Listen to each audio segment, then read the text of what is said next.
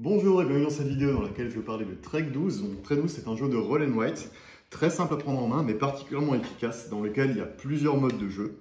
Nous allons faire une ascension dans la montagne et nous allons faire des zones cartographiées ainsi que des chemins de corde.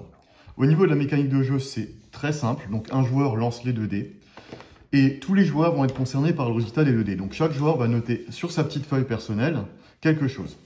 Vous avez le choix entre noter le plus petit dé, le plus grand, la différence entre les 2 dés, la somme des 2 dés ou la multiplication des 2 dés. Vous remarquez également que chacune des options n'est disponible que 4 fois de la partie.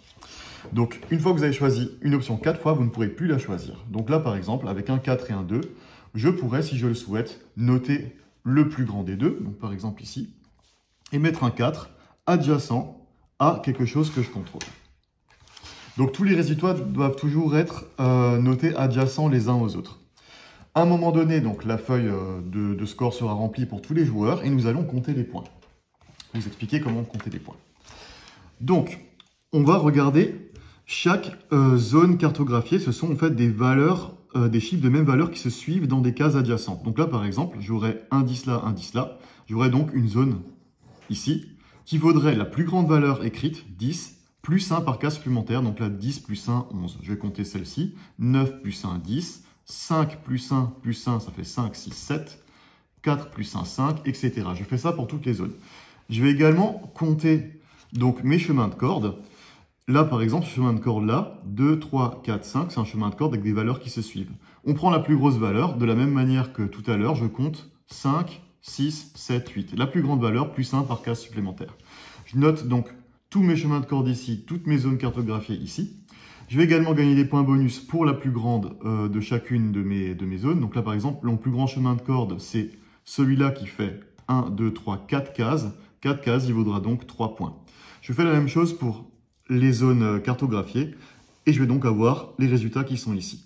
Je vais gagner des points négatifs pour chaque case isolée. Donc là, par exemple, ce 2-là, il n'est pas relié à autre chose puisque j'ai pas de valeur consécutive ni de valeur identique adjacente. Donc, c'est une case isolée, donc elle me vaudra moins 3 points en fin de partie. Je fais la somme de tout ça, j'aurai mon score.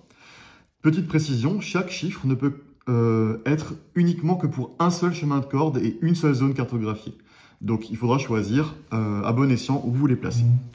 Voilà comment ça fonctionne. Donc, c'est plutôt simple à prendre en main. Maintenant, il y a des petites variantes et c'est là que le jeu va être particulièrement rejouable. Donc, on va avoir déjà de base 3 carnets différents. Donc, vous voyez que c'est agencé différemment. Par exemple, dans ce carnet-là, toutes les zones qui sont en noir sont des zones dangereuses et on ne pourra pas dépasser 6 en valeur. Ça rajoute des petites contraintes supplémentaires. En plus de ça, on va avoir donc pas mal de petites enveloppes que vous voyez qui sont ici. Donc, on va débloquer des petits bonus pendant la partie. Dès qu'un joueur a réussi à remplir la condition, à la fin de la partie, il pourra ouvrir l'enveloppe et découvrir ce qu'il y a dedans. Donc là, par exemple, avoir une zone cartographiée de 7 cases. Là, par exemple, avoir 2, 11, l'un à côté de l'autre. Donc, certaines conditions sont plus ou moins faciles à remplir. Ça rajoute pas mal de rejouabilité pour les parties. On va également avoir un mode alpiniste. Donc, en fait, quand on fait le mode alpiniste, ce qu'on va faire, c'est qu'on va jouer les 3 blocs de score successivement. Donc, en fait, on fait 3 parties. Et on va gagner encore des petits bonus en termes de points. Là, par exemple, on aura 1 point si on a rempli le score qui est demandé au minimum. On aura 1 point bonus si on est le joueur qui a simplement le plus gros score et on aura encore 1 point bonus si on a battu un précédent record. Donc, d'une partie sur l'autre, vous allez essayer d'améliorer vos records au fur et à mesure. Il y a également un mode solo dans lequel on va affronter Max. Donc, Max va à chaque fois jouer au même endroit que vous et va choisir toujours la plus grande valeur de dés.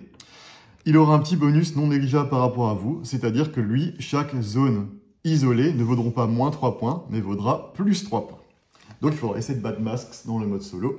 Dernière petite chose, on va avoir encore des cartes aide. Donc, il y en aura un certain nombre qui sera disponible en fonction du nombre de joueurs. Et vous allez donc pouvoir, chaque fois que vous faites une zone cartographiée avec des 0, des 1 ou des 2, ce qui n'est pas terrible, on va être compensé par une petite carte qu'on reçoit. Donc là, par exemple, ça me permettra de choisir une 5e fois une option que j'aurais normalement plus le droit de choisir. Là, par exemple, je pourrais relier des valeurs qui ne sont pas forcément directement adjacentes. Là, par exemple, je pourrais noter une valeur non adjacente.